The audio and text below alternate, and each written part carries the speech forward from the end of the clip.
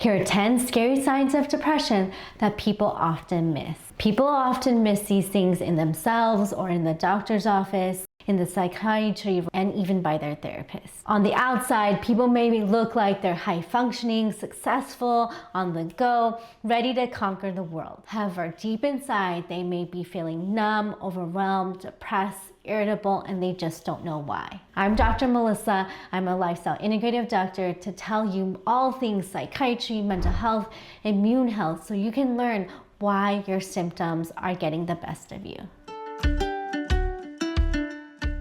These people may look a little off and feel a little numb. They may feel disconnected from their social setting and they're just going through the emotions. They often may feel like they're being robotic, feeling burned out, but it can be deeper than that. It can be depression undiagnosed and undertreated. They may feel exhausted out of the time, numb scrolling, looking at their phones, looking at their computer, but not as productive as they could be. Inside, they have symptoms of depression, but no one really to talk about it or identify it. There's so much bad advice on TikTok, in short hacks or videos by drinking water to fix your mental health, or these 10-second life-changing things, but really it's so much more. It's an art, it's a discipline, it's a science to know what these early signs are. It can be very personal, it can be field dependent, female or male dependent. It can be in between, and nobody knows because they're not talking about it. It's not just about awareness, but education and action backed by science.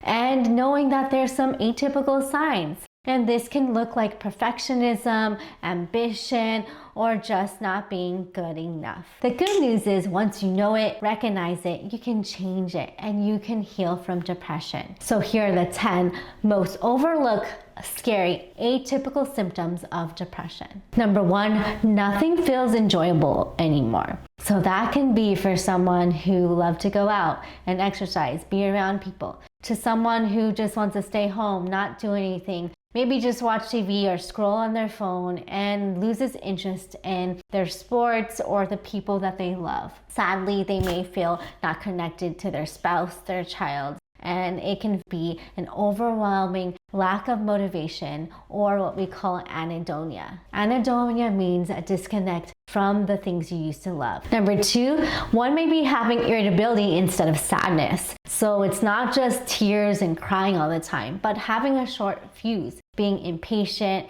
irritable, maybe being angry at the smallest things. And 50% has shown to have irritability with those with depression. This is especially common in men or in teenagers, which is a highly undiagnosed sign of depression. Number 3, overthinking and ruminating.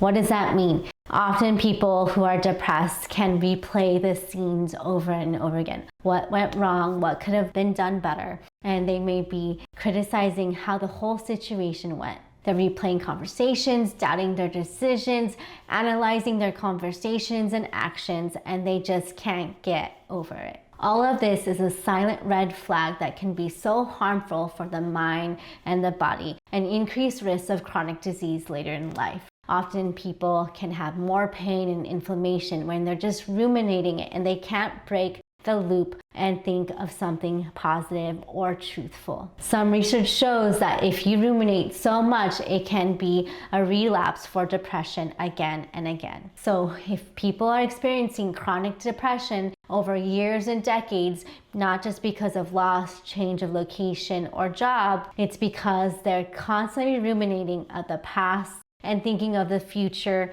that hasn't even happened yet, and they're thinking that the worst is yet to come. Executive dysfunction can be a sign of depression that's often missed. You may have someone who's ignoring texts, not responding to emails, not showing up for their appointments, missing their haircuts, their dental appointments, and that's because they're depressed. They may even have trouble starting something like organizing their desks, remodeling their house. This isn't laziness, this is brain fog, because in the past they may have done this activity over and over again for decades. It may be something they know how to do and have done before, but they just can't get the motivation, the energy, and the cognitive organization to get to what they need to do. You can see this in a book called Unwinding Anxiety, because the prefrontal cortex can can't get that organizational, executive functioning, decision-making power, and it's overwhelmed by the limbic system, the amygdala, the fear, and it's overwhelming the whole system, so one's often paralyzed in emotions, thoughts, and even actions. The next one is feeling guilty for no reason. People who are depressed may feel so guilty over the smallest things. They may feel guilty at baseline. And this is a major symptom of major depressive disorder according to the guidelines and the DSM-5. Oftentimes, one has this cloud of guilt for everything and it may not even be their fault. But in addition, what people don't know is that they may also be blaming everyone else. So not only is there self-blame, but there is blame, guilt on everyone. So they may be projecting, externalizing while they're manifesting and internalizing it, and it's just outwardly going into people's lives, in their conversations, and with politics and the news. They're just blaming people more and more rather than looking at themselves. Number 6, having physical pain with no clear cause. Now, this is very important to me as a doctor. As a physician, I want to see labs, imaging, x-rays, MRIs, and I want to look and dig deeper. But sometimes there is no connection. There are no outstanding labs that are significantly abnormal. What's going on here? Is it emotional pain? Is it grief? Is it depression or anxiety? Studies have shown that at least 75% with depression have pain. And they may have this physical pain, visceral pain, or somatic pain, but they are taking pain relievers. They're trying to get over their pain by getting physical therapy, chiropractic. They're trying to do all the right things to get over their pain and loads of pain procedures. But there is an element of emotional, cognitive pain that one needs help with, and that cannot be ignored. So people who have physical pain often complain of headaches, stomach pain, bloating, constipation, digestive issues. So these people may have migraines or IBS or some dyspepsia and reflux. They have this functional abdominal pain that their body is feeling in pain, but they're actually really sad and hurt and depressed inside. Another scary sign of depression that often is ignored is loneliness. They often feel isolated, but they also are canceling events. They're not showing up to their loved ones' events. They're not replying to their texts or being extremely delayed, and they're just in their zone of depression. This loneliness fuels depression. It's important to overcome this by being plugged in with community, going to family events, friends, or even watching a movie in a group environment, or going to church or some social setting. So even if you don't feel like it, surround yourself with other people. Another dangerous sign of depression that's missed is relentless self-criticism. So I know we can be perfectionists because of our field and the high expectations and the performance that you may need to give in work or in class or on a day-to-day aspect because you have family members counting on you. But I would say that inner critic is a lie.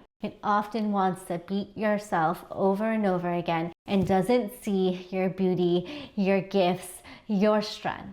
Dr. Kristen Neff also talks about this because there's self-judgment, self-criticism, and it can be overwhelming. This self-judgment reinforces the depression cycle. Now we're almost over, but there's really 2 more important points that you don't want to miss. Finding early depression or these uncommon signs of depression can be life-changing. And I'm talking about perfectionism. Perfectionism that often makes people feel inadequate, not enough, not worthy, and can really steal one's joy and inner peace. It's that high achieving attitude and getting through the next big thing, the next steps, performing at ultimately high marks, but not feeling adequate or satisfied. It can be very addicting to want to see the 5 stars, to see the numbers, to get the money or get the positive reinforcement from others, the feel-good comments, but also it's not the essence of who you are. Knowing that you can feel calm and at ease, reassuring yourself despite what happens around you, is the inner strength and the balance from depression that you need to find. And lastly, most people with depression may not know that they have this emptiness, this numbness, this void, because they're trying to fuel it with vacations and activities. They may be traveling, they might be gambling, they might be going into all their favorite girlfriends, getting all the highs of life, substance use, all the things you would think would make one happy. But they're feeling still depressed, lonely, numb, disconnected. It's that sad, empty feeling. And yes, that's because there's a serotonin imbalance, norepinephrine, and dopamine reward system that's been altered, hijacked, overstimulated, and needs to be in balance. You may be doing too much, too often, and not being able to just sit with yourself.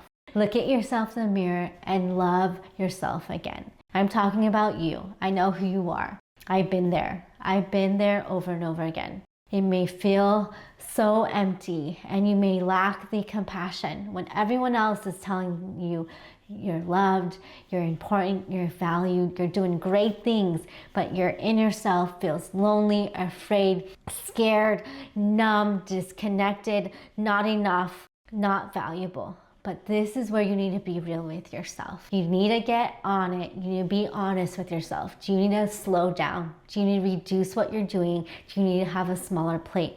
Can you be okay with the simple things? And yes, you are okay. You were born with just simple things, right? Your body, humanity.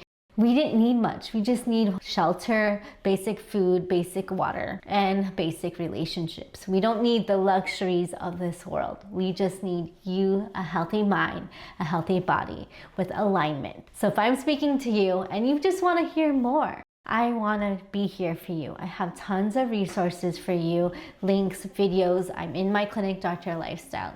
And it's something that you can overcome. Let's be honest. You need the help and you can't do it alone. If you want to hear more, and if you're just curious, follow, like, and subscribe. And let me know how you're feeling. Does this conversation resonate with you? Don't forget that this is not misinformation or a fad, but this is real life. You need this.